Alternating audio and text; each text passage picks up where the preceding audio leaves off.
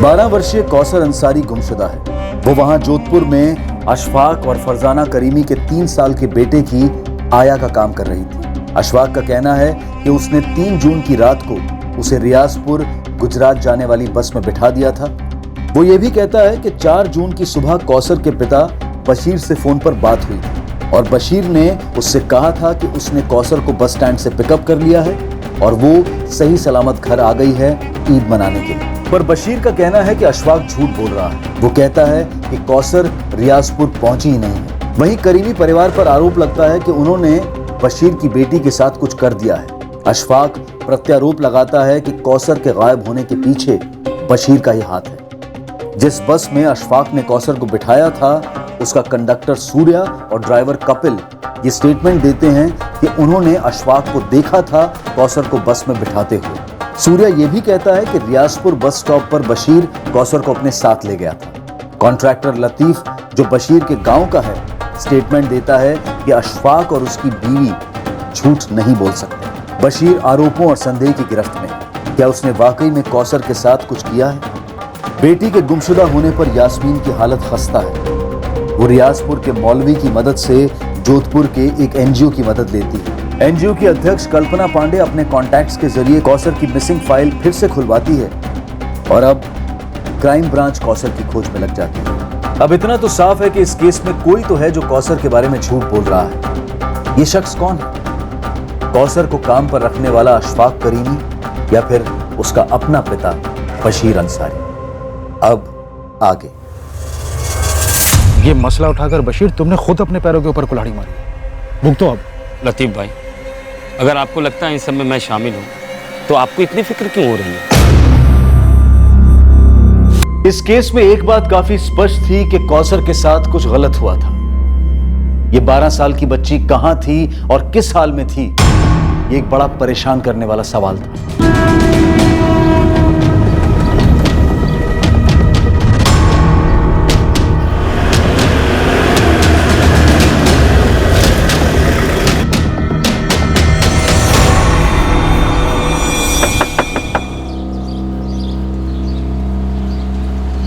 तेरे शौहर को बुला।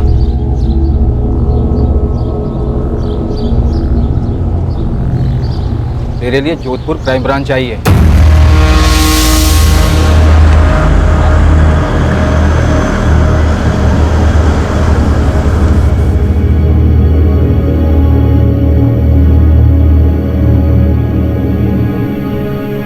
अम्मी, अब्बू ने कौशल आपा को फिर से कहीं दूर भेज दिया। तेरे अब्बू कुछ नहीं बोल रहे बेटा। कहाँ हो गया आपा? पता नहीं।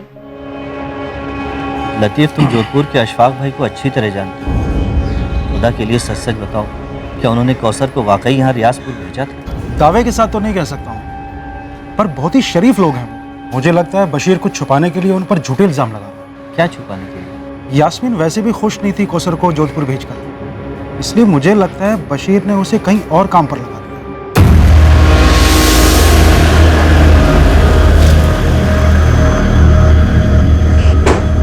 मैंने बशीर से साफ साफ कहा था कि कौसर को अकेले भेजना सेफ नहीं है। फिर भी आपने उसे भेजा? सर जिद पर अड़ा था।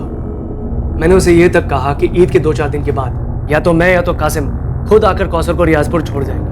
अब पूछ लीजिए कासिम से। बिल्कुल सर, अगर उसका बाप अड़कर नहीं बैठता तो अशफाक भाई उसे कभी अकेले नहीं भेजते। लेकिन ईद जितनी आपकी थी उतनी कौसर उसके घर वालों की भी थी, तो आप उसे ईद के बाद ही क्यों भेजना चाहते थे? क्योंकि सर काम की वजह से मेरे पास बिल्कुल भी टाइम नहीं, इसीलिए मैंने बशीर से कहा कि तुम खुद आओ और अपनी बेटी को लेके जाओ यहाँ जोधपुर से। लेकिन उसने भी यही कहा, बिजी हूँ, नहीं आ सकता। लेकिन फिर भी 12 साल की लड़की को ऐसे अकेले, वो भी रात की बस?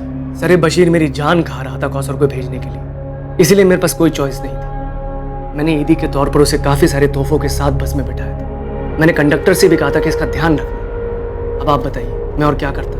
वो आपके घर पे 8 महीने थी ना? जी। तो इन 8 महीनों में आपने उसे एक बार भी अपने घर क्यों नहीं जाने दिया?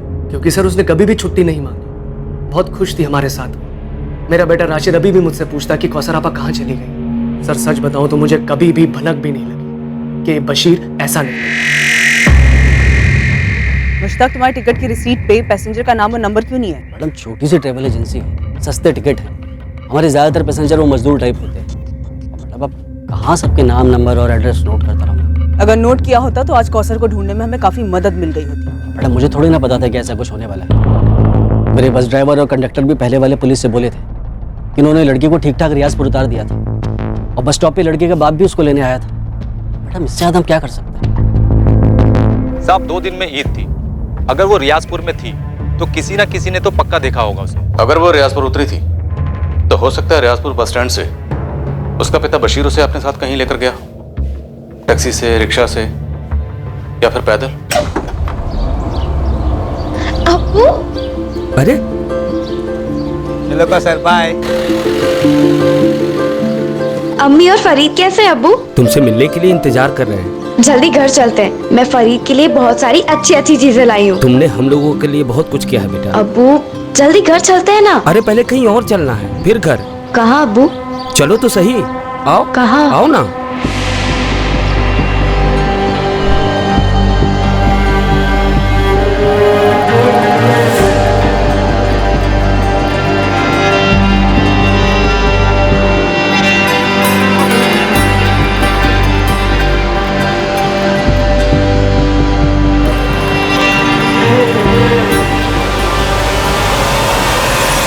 ऐसा भी क्या गुस्सा था कौसर को जो उसे मार ही डाला और अशफाक से पैसे भी निकलवाने चाहे? कहाँ दफना है? मुझे नहीं पता सर, मुझे नहीं पता मुझे उस पर किस बात का गुस्सा था, लेकिन एक बात सच है, सच हो सकती है। क्या? जब वो जोधपुर वाले साहब मेरी पिटाई कर रहे थे। बोल, क्या किया तूने कौसर के साथ? बोल साले बोल। तब मुझे एहसास हुआ कि मेरी बेटी कौसर को मार डाला गया।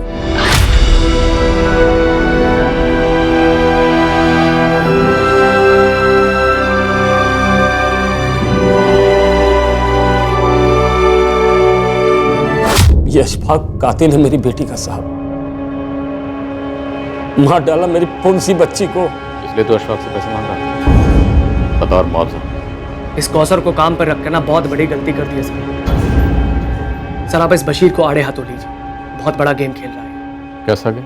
सर ये जब भी जोधपुर आता है इस केस के सिलसिले में मुझे फोन करता है। अशफाक भाई, केस लंबा चलेगा तो तकलीफ आपको होगी। कहना क्या चाहता है बशीर? आप मुझे मुआवजा दे दो, 15 लाख, केस वापस ले लूंगा और कौसर को भी भुला दूंगा। कलीस बेगैरत आदमी अपनी बेटी का सौदा कर रहा है तुम मुझसे? सर इस आदमी का मकसद सिर्फ पैसे हटना है। मैंने इंस्पेक्टर त्रिवेदी से भी यही कहा था, जैसा भी हो कौसर के बारे में पता लगाइए। क्या पता इस बशीर ने उसे पहले ही मार दिया हो। तो फिर लाश कहाँ है? बताइए ना, कहाँ है लाश? 10 दिन हो गए मेरी बच्ची को गायब हुए, किसी को तो मिलती। तू बता दे। क्या बताऊं सर, गरीब आदमी, इसलिए मेरी जवान की कोई कीमत नहीं है। पर अशफाक भाई मुझ पर वाहियात इल्जाम लगाएंगे, आप इसे सच मानेंगे? तेरी बात भी सच मानेंगे, लेकिन सच बोल के तो देख। क्या बताऊं और क्या देखूं साहब, 4 पैसे घर में आएंगे यही समझकर मैंने अपनी बच्ची को भेजा लतीफ के भरोसे। अब वही लतीफ मुझ पर उंगली उठा रहा है, ऊपर से कहता है बशीर कि सब बड़े पुलिस वाले के पास चला गया। तुम्हें बहुत तकलीफ होगी, हो रही है साहब,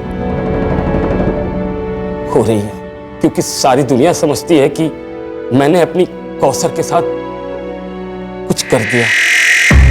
तेरे हिसाब से पूरी दुनिया झूठी है। वो बस कंडक्टर, उसका कहना है कि जोधपुर से अशफाक ने कौसर को बस में चढ़ाया था और अगले दिन सुबह रियाजपुर बस स्टैंड से तू कौसर को लेने भी आया था। उस बस कंडक्टर की तुमसे क्या दुश्मनी? वो झूठ क्यों बोले? पैसा बोलता है सर। अब मुझे देखिए, 4 पैसे के लालच में मैंने उन लोगों पर भरोसा किया, सौंप दिया अपनी बच्ची को उनको, और देखिए क्या हालत की उन्होंने उसकी। तेरी बेटी तो 8 महीने से घर आई नहीं, तो तुझे उसके हाल का कैसे पता? वो लोग उसे नहीं आने देते थे, लेकिन मैं तो मिलने आया था। तू कब आया था उस समय? अप्रैल में। बेचारी की क्या हालत थी, बहुत उदास थी। उसके पहले 5 महीने सिर्फ फोन पर बात हुई और हर बार ही लगता कि बच्ची कुछ छुपा रही। और बता बेटा, तेरा स्कूल शुरू कर दिया उन लोगों ने? अब्बू वो आप कब आ रहे हैं यहाँ? जल्दी आऊंगा, लेकिन तुमने जवाब नहीं दिया। सब ठीक है अब्बू, अच्छा रखती हूँ, खुदा हाफिज। मैं कुछ नहीं जानती। आप कल सुबह की पहली बस से जोधपुर जाएंगे, बस। अरे मैं तो बस ऐसे ही कह रहा था कि वो थोड़ी उदास है, हो सकता है आसपास लोग होंगे वहां, इसलिए वो कुछ नहीं बोल रही होगी। नहीं, पहले आप जाके अपनी आंखों से खुद देखिए, थोड़ी सी भी गड़बड़ लगे ना तुरंत वापस ले आइएगा। अरे यहाँ जो भी है, जैसा भी है, सब सही है। हाँ अबू, पापा को वापस लाने के बाद उसे कहीं मत भेजना। फरीद, तू बीच में ना बोल, खाना खा।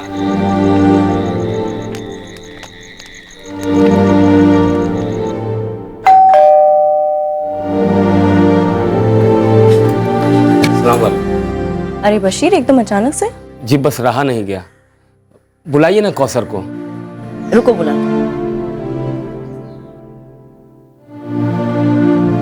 इंग्लिश स्कूल है, सब समझ में तो आता है। अरे कितना समझाया इसे, पर ये स्कूल जाना ही नहीं चाहती। पर बात तो ये हुई थी कि कौसर अच्छे स्कूल में दाखिल होगी। हाँ एडमिशन हुई थी, पर एक हफ्ते बाद इसने जाना ही बंद कर दिया। कहती है घर पे रहना अच्छा लगता है इसे, है ना कौसर? मैं समझ गया कि फरजाना बहन के सामने कौसर सहमी हुई है, तो मैं उसे बाहर ले आया। अब बोल, स्कूल क्यों बंद कर दिया? अब्बू ये लोग पूरा दिन मुझसे काम करवाते हैं, घर के सारे काम।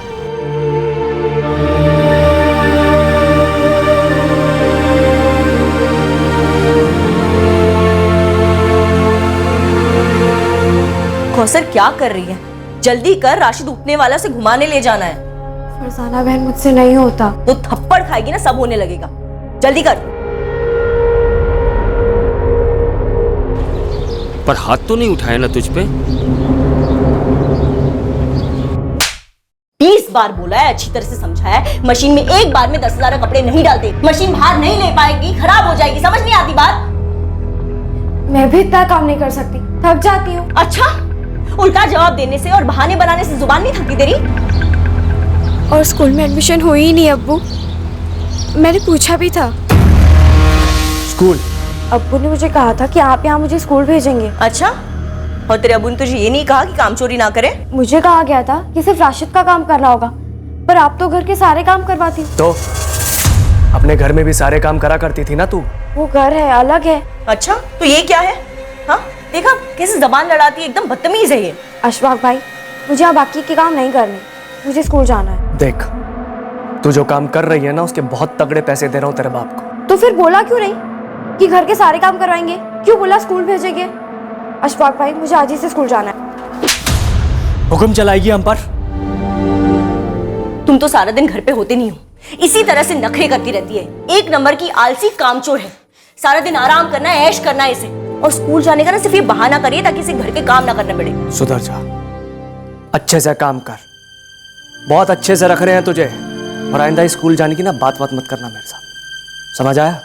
अब्बू मैं और यहाँ नहीं रह सकती, मुझे घर ले चलो। मैं वहाँ कोई और काम करके पैसे कमा लूंगी, पर मुझे घर जाना है अब्बू, मुझे यहाँ नहीं रहना। मुझे अम्मी और फरीद के साथ रहना है अब्बू, और आपके साथ। मुझे यहाँ से ले चलो अब्बू, मैं नहीं रह सकती। ये कोई एक बार की घटना नहीं है। कम से कम पैसों में नौकरों से ज्यादा काम करवाना मध्यम वर्गीय परिवारों में एक आम बात है, और अमीर घरों में तो ये सबसे ज्यादा देखने को मिलता है।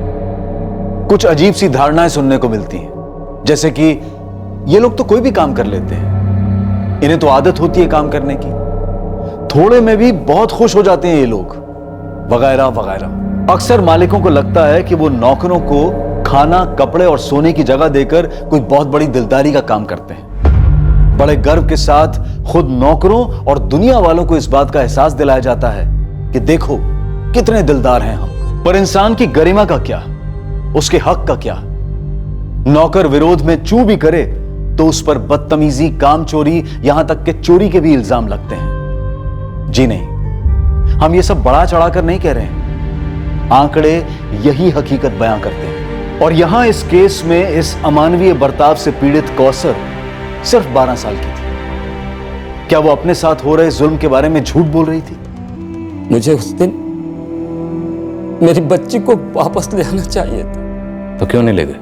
मैं उनकी बातों में आ गया था साहब।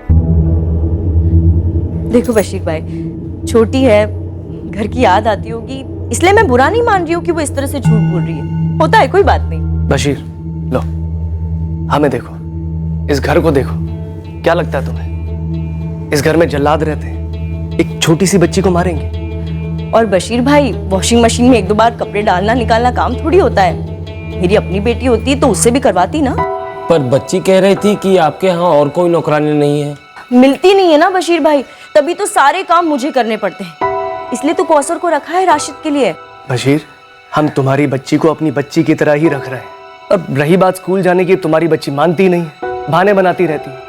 कभी टीवी देखना है, कभी कुछ और करना है, बचपना है। और इस महीने दोबारा करवा देंगे ना एडमिशन। आप फिक्र मत कीजिए बशीर भाई, जितना पढ़ेगी उतना पढ़ाएंगे हम। और हाँ देखो, मैंने उसकी पगार 15 की जगह 18,000 कर दी, ठीक है? बशीर देखो, अच्छे अच्छे बच्चे भी कभी कभी झूठ बोला करते हैं। हम बड़ों को उनकी बात को इतना सीरियसली नहीं लेना चाहिए। हाँ, और जैसे जैसे होश आएगा ना, वो झूठ बोलना भी बंद कर देगी। और 1 साल उसको यहाँ पे रख कर देखो, तुम्हारे घर जाने के लिए मना कर देगी। हाँ, और ये कहानियां बनाना भी बंद कर देगी। बातों के ऐसे लपेटे में लिया मुझे कि मुझे लगा वो लोग सच बोल रहे हैं, जैसे आपको अभी लग रहा है कि अशफाक भाई सच बोल रहे हैं। सर, अशफाक के कॉल रिकॉर्ड्स भी वही कह रहे हैं जो वो कह रहा है। 3 और 4 जून को उसकी और बशीर के बीच में बात हुई है, और उसके बाद भी दोनों के बीच में बात होती रही है। पर बात क्या हुई ये तो कॉल रिकॉर्ड्स नहीं बता सकते बहरे। सर, मैंने इस बस कंडक्टर सूर्या और ड्राइवर कपिल, इन दोनों से मिलके बात की, और उस रियाजपुर वाले लतीफ, उससे फोन पे बात की। सर, क्या ये मिलके झूठ बोल रहे हैं? सबके सब एक ही बात बोल रहे हैं, और जरूरी नहीं है कि सब सच बोल रहे हैं। सर, बशीर कह रहा था कि बच्ची नाखुश थी, उसे वहाँ टॉर्चर किया जा रहा था। पर जब मैंने कौसर की माँ यास्मीन से बात की तो उसे इन सब के बारे में कुछ भी नहीं पता था। ये आप क्या कह रही है? मेरी कौसर से फोन पे बात होती थी, पर उसने तो कभी इस बात का जिक्र नहीं किया। पर जब बशीर मिला था उसे तो सब कुछ कहा था। क्या? यास्मीन, ये बात बहुत अजीब है। बशीर ने तुमसे ये बात क्यों छुपाई? अल्लाह जाने। यास्मीन, दरअसल पुलिस की पहली टीम और अब क्राइम ब्रांच, दोनों की तहकीकात इस तरह बढ़ रही है कि बशीर काफी कुछ छुपा रहा है। मम्मी, याद है जब अब्बू आबा से मिलकर लौटे थे, तब उन्होंने कहा था वो तो वहाँ बहुत खुश है। यास्मीन,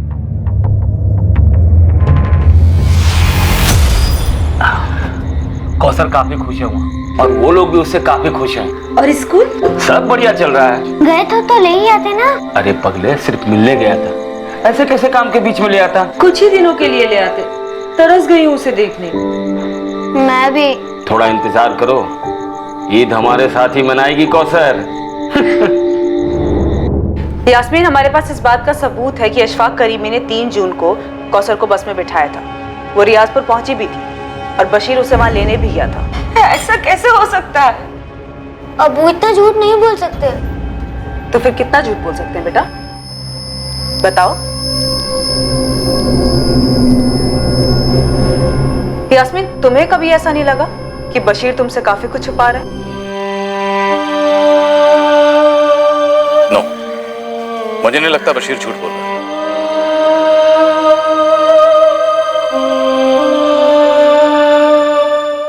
बच्चा, हमारे पास कोई सबूत नहीं है ये साबित करने के लिए कि अशफाक और फरजाना ये दोनों झूठ बोल रहे हैं। हमारे पास बशीर के खिलाफ सबूत के तौर पर एक बिना नाम के टिकट की रसीद, कुछ बिना डिटेल के फोन रिकॉर्ड्स और 3 गवाह जो इंसान, पर हम सब जानते हैं इंसानियत बिकाऊ है। एक्चुअली सर, मुझे इस बस कंडक्टर सूर्या और ड्राइवर कपिल, इन दोनों पे पहले शक हुआ था।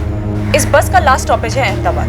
मैंने वहाँ पे अपनी एक टीम एक्टिवेट कर दी है ये जानने के लिए कि कहीं ये दोनों किसी रैकेट में तो शामिल नहीं है। रैकेट बिजली की तरह काम करते हैं। घर भी वक्त निकला जा रहा है। बच्ची कौसर कहाँ है?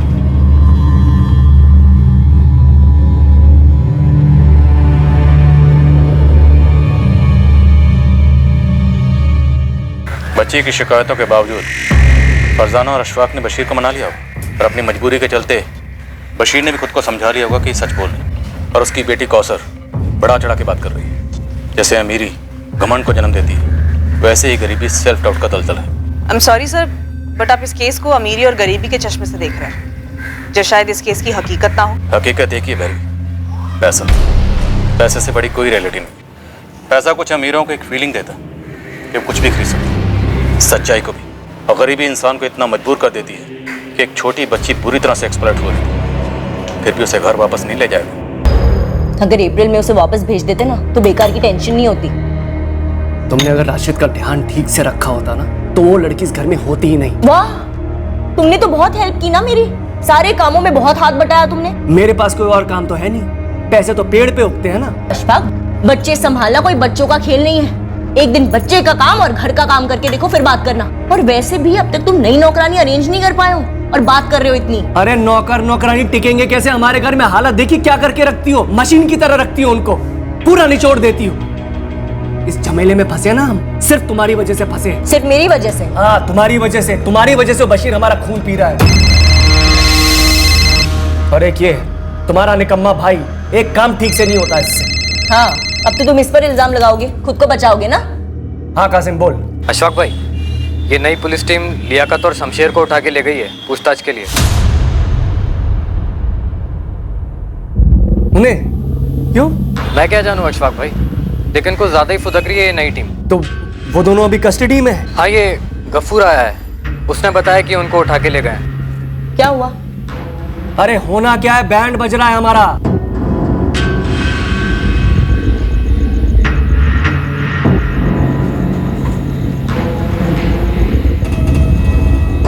कितने में बेचा मेरी बेटी को?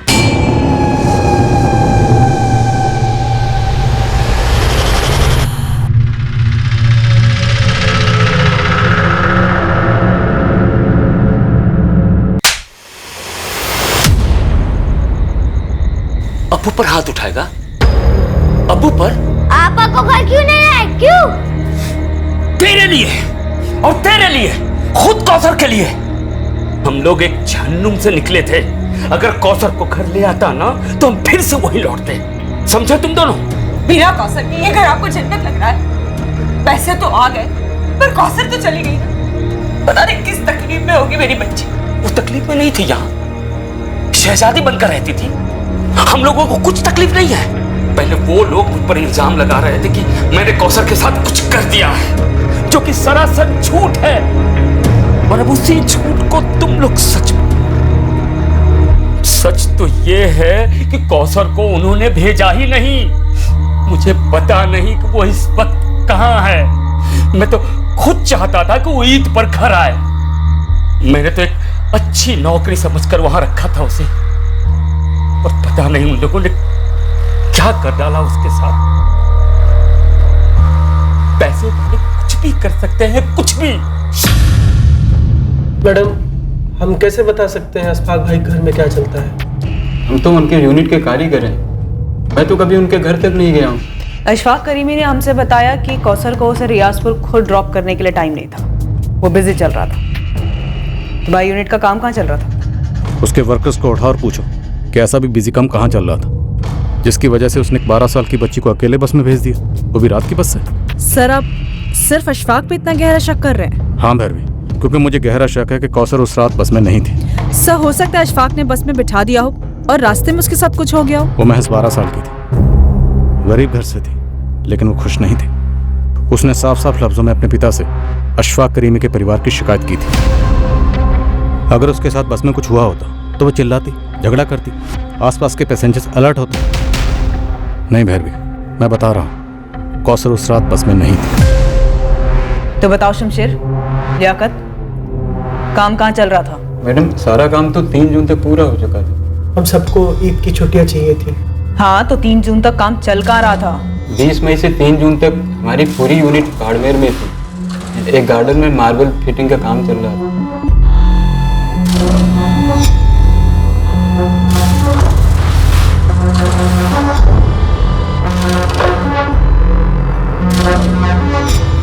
पार्टी अशफाक भाई की खास थी। हम पूरी ताकत लगा रहे थे ईद के पहले काम पूरा करने की। हमने 2 तारीख तक सारा काम निपटा लिया था। तो अशफाक करीमी ने हमसे झूठ बोला कि उसके पास कौसर को रियाजपुर ड्रॉप करने का टाइम नहीं था? मैडम, वो सब हमें नहीं मालूम। उनकी निजी जिंदगी है मैडम, हमारा कोई ताल्लुक नहीं। कौसर के साथ क्या हुआ था ये बहुत पहले पता चल सकता था। ठीक उसी वक्त जब मिसिंग कंप्लेंट दर्ज हुई थी, जब इन्वेस्टिगेशन पहली पुलिस टीम के हाथ में थी, एक अहम सुराग नजरअंदाज हो गया था। पर सवाल यह था कि यह नजरअंदाजी गलती से हुई थी या फिर जानबूझकर एक गुनाह पर पर्दा डाला गया था।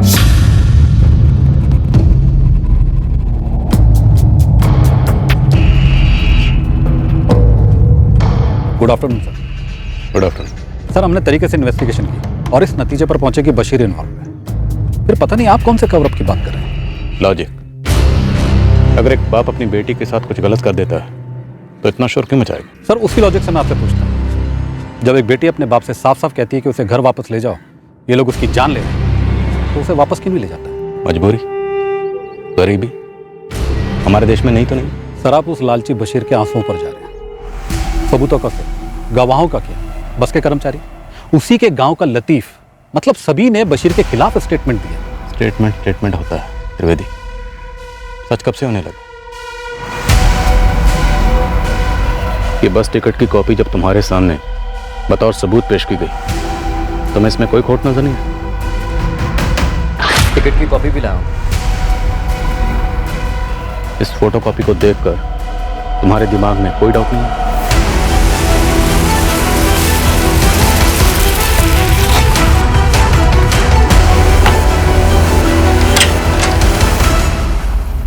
लतीफ अब्बासी, जोधपुर क्राइम ब्रांच तुमसे कुछ बात करना चाहती है। किस बारे में सर? 3 जून की रात को अशफाक ने तुम्हें कॉल किया था ना? हाँ किया था। उसी बारे में बात करनी है। चलो।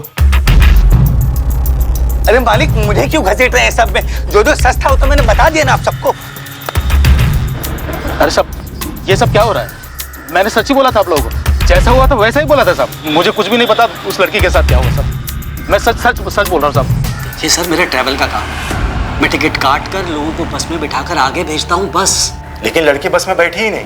इसमें मेरी क्या गलती? तो तेरे ड्राइवर और कंडक्टर ने कौन से हिसाब से बोला कि वो बस में चढ़ी और रियाजपुर जाके उतरी? अब सर ये तो आप ये लोगों से जाकर पूछिए ना। इसीलिए तुझे लेके जा रहा हूँ, तेरे सामने पूछूंगा। चलो। त्रिवेदी, घिन आ रही है पूछने में, पर मजबूरी है। कितने में सौदा हुआ था अशफाक के साथ? सर, आप मुझ पर बेबुनियाद आरोप लगा रहे हैं। घिन तो उस बाप को आनी चाहिए जिसने अपनी बेटी की जिंदगी को पैसों की खातिर दाव पे लगा दिया। तुमने क्या किया उस जिंदगी को बचाने के लिए? ढूंढ के नहीं लिया कौसर को? पता क्यों नहीं किया कि 12 साल की मासूम जिंदगी के साथ क्या हुआ? आओ उस्मान। सर, बच्ची रियाजपुर कभी पहुंची ही नहीं। बीच रास्ते में उतारी गई? शायद बस में कभी चढ़ाई भी नहीं गई। लेकिन बस के ड्राइवर, कंडक्टर, सबका स्टेटमेंट कि बच्ची बस में चढ़ी थी और अगले दिन रियाजपुर बस स्टैंड से बशीर उसे कहीं ले गए। नामुमकिन है सर। रियाजपुर बस स्टॉप पर एक गवाह नहीं मिला है जो ये कह सके कि हाँ उसने बच्ची को देखा। और आखिरी बस स्टॉप अहमदाबाद, मेरे लड़के बोले किसी ने लड़की को नहीं देखा। बहुत फोटो घुमाई, एक टिप तक नहीं मिली। ये बस टिकट की कॉपी मुझे पहले दिन से खटक रही है। कोई मामूली से बस टिकट की फोटो कॉपी क्यों कराई? सबूत के लिए ना सर, कि उसने पैसेंजर के लिए टिकट खरीदी है। पर सबूत की जरूरत क्यों महसूस हुई? क्या उसे पहले से पता था कि लड़की के साथ कुछ हो सकता है? और उसे पुलिस के सामने सबूत पेश करना पड़ेगा जो उसने झट से किया। सर, उसे आभास हुआ होगा कि बच्ची को वो बस में अकेले बिठा रहा है, तो उसके पास प्रूफ होना चाहिए। नो वेरी, उसे कोई आभास भाभास नहीं। उसने जो करना था कर दी, और ये टिकट बाकायदा प्लानिंग के तहत खरीदा गया ताकि वह साबित कर सके कि बच्ची बस में चढ़ा दी गई थी। अगर ऐसा हुआ हो तो इस प्लान में उस बस का कंडक्टर, ड्राइवर, ट्रैवल कंपनी का मालिक और वो रियाजपुर वाला लतीफ सब शामिल होंगे। ये सवाल तुम्हारे दिमाग के रडार में आए नहीं त्रिवेदी? सर, जो सवाल मुझे जरूरी लगे मैंने पूछे दोनों पार्टी। त्रिवेदी, बच्ची का कत्ल हुआ, मालूम है, और मेरा अनुमान गलत नहीं होगा। ये बात तुम्हें भी मालूम थी। बाड़मेर टीम गई है वहां पर। मुझे लगता है बच्ची की लाश को वहीं ठिकाने लगा गया।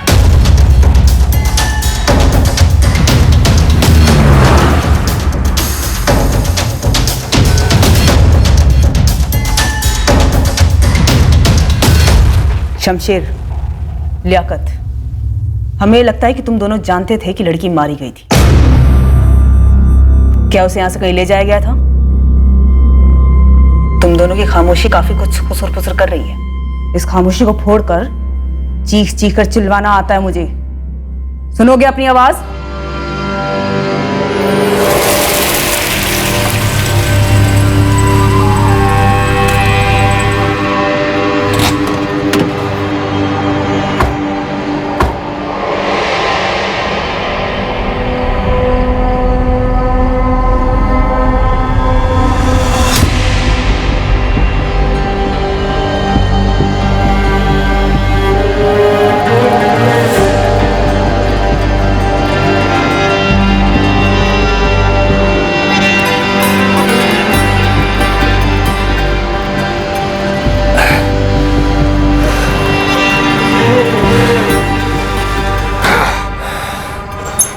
तुम लोगों को एक मार्बल रिप्लेस करना है, बाकी कासिम संभाल लेगा। समझे तुम लोग? चलो। देख कासिम, सब कुछ ठीक ठाक होना चाहिए, बाद में कुछ भी बाहर नहीं आना चाहिए। मैं सब देख लूंगा।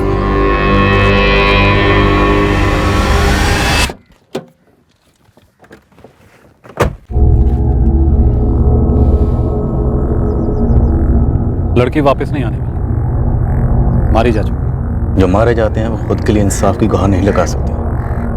उन्हें इंसाफ दिलाना हम जिंदा लोगों का फर्ज है। तुम जिंदा हो त्रिवेदी?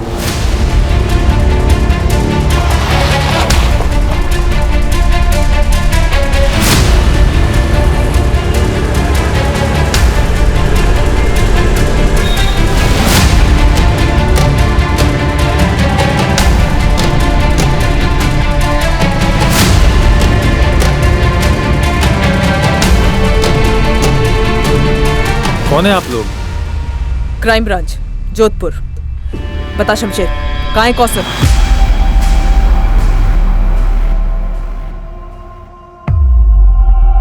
कौन कौसर? ये क्या हो रहा है, कुछ बताएंगी आप? इखलाक, आप इस कांड में शामिल हैं या नहीं है, इस बारे में हम आपसे बाद में पूछताछ करेंगे। अरे मैडम, कैसा कांड?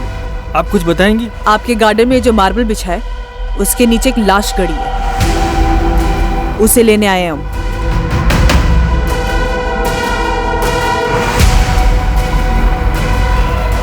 ये सही है, इसी को रिप्लेस करेंगे। शुरू हो जाओ।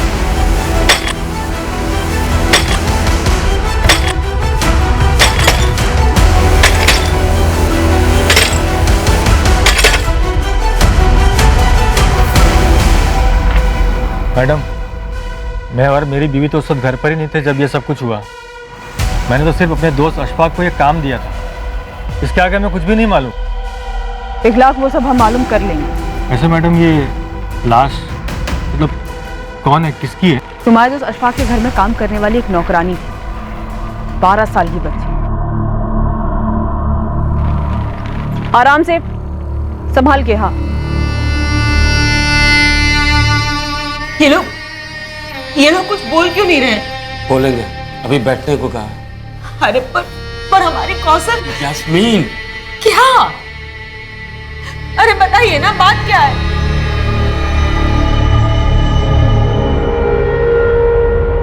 मैडम, आपको दिखाई नहीं दे रहा है मेरे बच्चे की क्या हालत हो रही है? बच्चे के लिए कुछ चीज चाहिए तो बता दीजिए, मंगवा देंगे। और अगर आपके कोई लेडी रिश्तेदार है तो उसे भी बुलवा लो। लेडीज रिश्तेदार? क्यों? देखिए, मुझे अपने शौहर से बात करनी है, कहाँ है वो? बुलाइए उन्हें। इतनी आसानी से मारकर दफना दिया बच्ची को? सर, मैं मारना नहीं चाहता, पर उसने मुझे मजबूर किया और मैं फंस गया। एक 12 साल की गरीब बच्ची ने ऐसा क्या किया था? जिद पर अड़ गई थी। नहीं नहीं नहीं, मुझे इस घर में रहना ही नहीं है, मुझे मेरे घर जाना है। चुप चुप, बिल्कुल चुप। क्या कर रही है राशिद? अभी तो सोया है। मुझे अब उसे बात करने दो, वो मुझे नहीं चाहिए। या आप मुझे छोड़ने आइए, मैं और मार नहीं खाऊंगी। मार?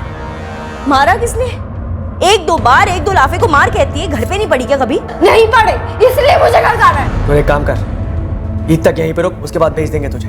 नहीं, मुझे अभी के अभी जाना है। आप छोड़ने नहीं आएंगे तो मैं खुद से चली जाऊंगी। अरे कौसर, क्या कर रही? कौसर कर रही है? क्या बोल रहा हूँ मैं? मैंने बोला ना, ईद के बाद।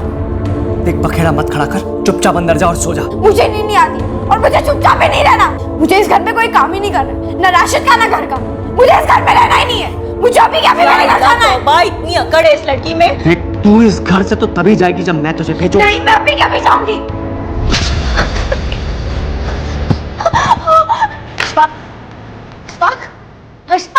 मुझे बांधेगी तू? छोड़ो से, अशफाक मर जाएगी।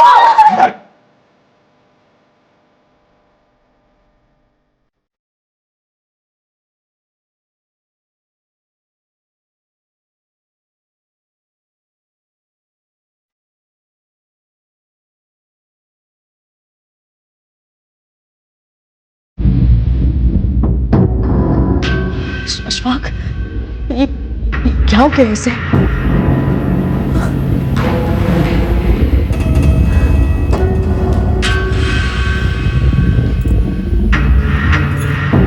अशफाक, ये सांस नहीं ले रही है। मार डाला तुमने इसे।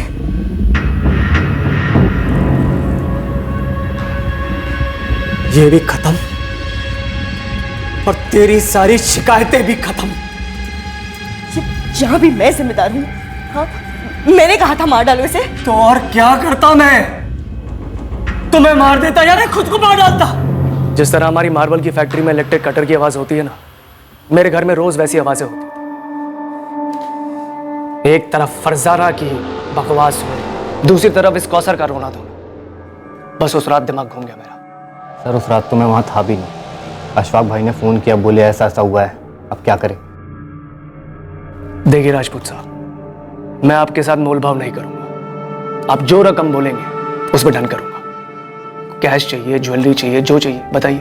तुम्हारा बच्चा बशीर और यास्मीन तुमसे तुम्हारा बच्चा मांगे तो जान के बदले जान। सर वो लड़की अब नहीं रही, ठीक है ना? कौन सा उसके घर वालों पर पहाड़ टूट गया, उल्टा खाने वाला एक मुंह का मुंह है।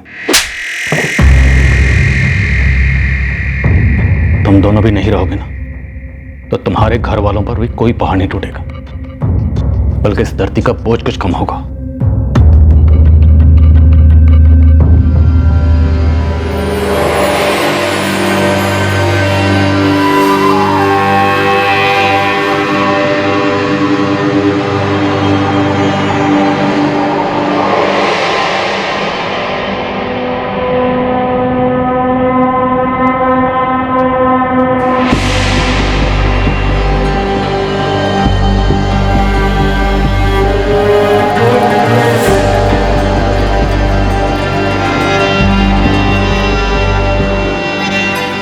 इस कत्ल के बाद लाश को ठिकाने लगाकर केस को दबाने में हाथ बांटने वाली कई मुट्ठियां गर्म की गई।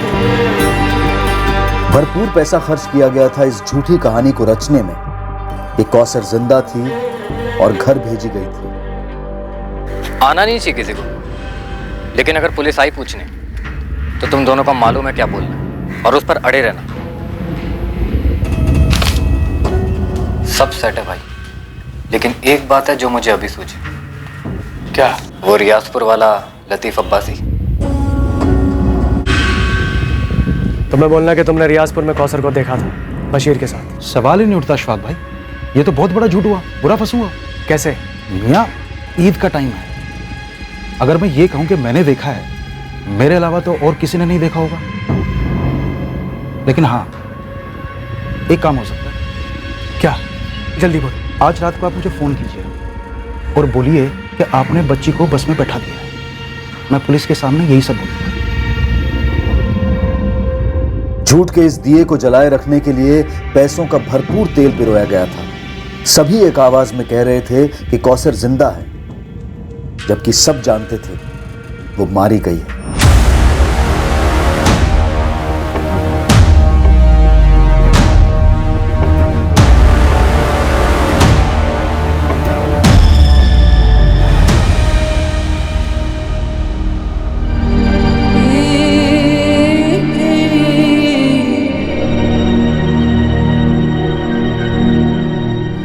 क्या हुआ साहब? कहाँ है हमारी कौसर?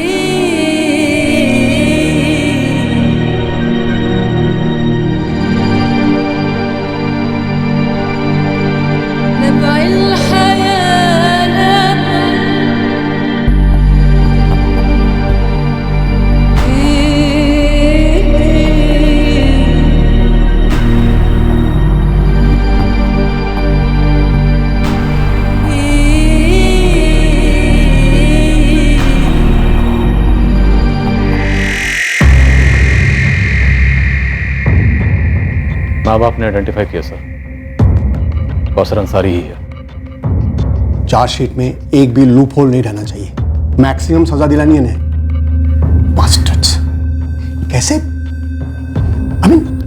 12 साल की बच्चे के साथ कोई कैसे ये सब कर सकता है? सर आई स्ट्रांगली फील कि इंस्पेक्टर त्रिवेदी ने कवर अप किया। हालांकि अभी इस वक्त उनके खिलाफ कोई डायरेक्ट सबूत तो नहीं है, पर सर इस केस को दबाने के लिए इतने लोगों की मुट्ठियां गर्म करी तो ये इम्पॉसिबल लगता है कि इंस्पेक्टर त्रिवेदी जो इस केस के मेन इन्वेस्टिगेटिंग ऑफिसर थे उन्हें घूस ना दी गई। मैं उसके खिलाफ एक डिपार्टमेंटल इंक्वायरी ऑर्डर करता हूं। अगर कुछ भी मिले ना उसके खिलाफ, चार्जशीट में उसका भी नाम जोड़ देना।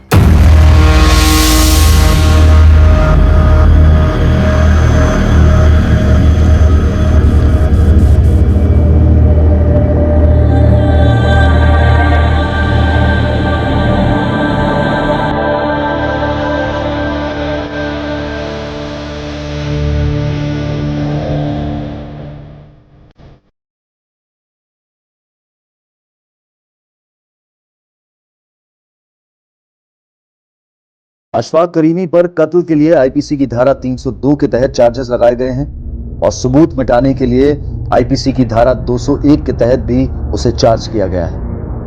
कासिम जाफरी और फरजाना करीमी पर आईपीसी की धारा 201 के तहत सबूत मिटाने के चार्जेस हैं। एक 12 साल की बच्ची बड़ी बेरहमी से कत्ल की गई। भयंकर तरीके से उसकी लाश को ठिकाने लगाया गया। कानूनी किताब में यह सबसे बड़ा जुर्म है, मर्डर, हत्या। लेकिन इस केस में एक और जुर्म काफी पहले हो चुका था और वो है 14 वर्ष की नीचे की उम्र के बच्चे से मजदूरी करवाना। आर्थिक मजबूरियों की वजह से गरीब परिवारों के कम उम्र के बच्चों को अक्सर काम पर लगा दिया जाता है ताकि घर खर्च में थोड़ी राहत मिले। पर घर पर काम करने वाले नौकरों के साथ बदसलूकी हमारे समाज की एक शर्मनाक सच्चाई है। सब जानते हैं कि यह होता है, हर दूसरे घर में किसी ना किसी तरीके से होता है। घरों के बाहर भी होता है, जैसे कि होटल्स में, रेस्टोरेंट्स में, पूरी सर्विस इंडस्ट्री में, जहां कुछ लोगों को ऐसा लगता है कि वो वर्कर्स को उनके काम के लिए पैसा दे रहे हैं तो वो जैसे चाहे उनके साथ पेश आ सकते हैं। ये बेहद घटिया सोच है और इसका बदला जाना बेहद जरूरी है। कामगार को वेतन उसके काम के लिए दिया जाता है, उसकी निजी जिंदगी बिकाऊ नहीं है। वेतन देने से कामगार मशीन नहीं बनता और ना ही गुलाम बनता है। दूसरों की गरिमा का मान रखना इंसान की गरिमा का असली प्रतीक है। सीधा सा मंत्र है, सामने वाले से वैसा सुलूक करो जैसा सुलूक आप उससे चाहते हो। अब मैं अनूप सोनी आपसे विदा लेता हूं, फिर मुलाकात होगी। और याद रखें, क्राइम और आपके बीच में सिर्फ इतना फर्क है कि आप कितने सतर्क हैं। सतर्क रहें, सुरक्षित रहें। जय हिंद।